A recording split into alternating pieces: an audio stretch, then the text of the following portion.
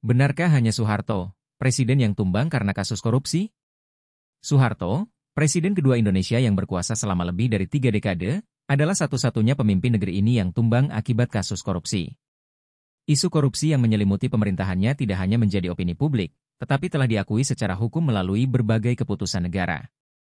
PDIP bahkan mencap Soeharto sebagai guru korupsi, menyoroti bagaimana praktik korupsi, kolusi, dan nepotisme, KKN, mengakar selama masa Orde Baru. Kesimpulan bahwa era Soeharto dipenuhi praktik korupsi didasarkan pada sejumlah dokumen resmi. Salah satunya adalah ketetapan MPR nomor 11 MPR 1998 tentang penyelenggara negara yang bersih dan bebas KKN. Ketetapan ini secara jelas menyebut bahwa praktik KKN selama Orde Baru tidak hanya melibatkan pejabat negara tetapi juga kroni pengusaha yang mengeruk keuntungan pribadi, merusak sendi-sendi kehidupan nasional.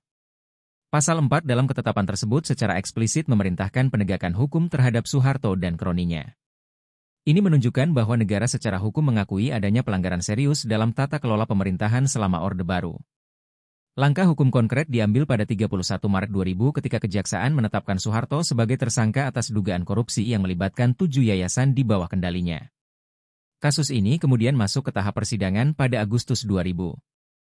Namun, proses hukum terhadap Soeharto tidak berjalan mulus. Upaya menghadirkannya dalam persidangan kerap gagal, hingga akhirnya pada 11 Mei 2006, Kejaksaan Agung menerbitkan Surat Ketetapan Penghentian Penuntutan, SKPP, karena kondisi kesehatan Soeharto yang dianggap permanen tidak memungkinkan persidangan dilanjutkan. Kritik tajam terhadap Soeharto juga muncul sebagai tanggapan atas pernyataan kampanye yang menyebut korupsi di Indonesia kini telah mencapai stadium 4. Meskipun korupsi tetap menjadi persoalan serius di era reformasi, Soeharto tetap dikenang sebagai presiden dengan warisan korupsi paling mencolok. Bahkan, Transparency International pernah menempatkan Soeharto sebagai salah satu pemimpin dunia yang paling korup sepanjang sejarah, dengan estimasi kerugian negara mencapai miliaran dolar Amerika. Meskipun era pasca Soeharto juga tidak lepas dari isu korupsi, fakta bahwa ia satu-satunya presiden yang dijatuhkan oleh gerakan reformasi akibat korupsi tetap menjadi sorotan.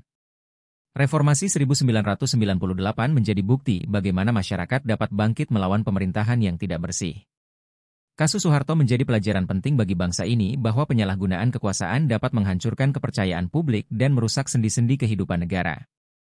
Namun, upaya pemberantasan korupsi tetap menjadi pekerjaan rumah besar bagi Indonesia, di mana reformasi hukum dan sistem pengawasan yang kuat menjadi kebutuhan mendesak untuk memastikan sejarah kelam ini tidak terulang.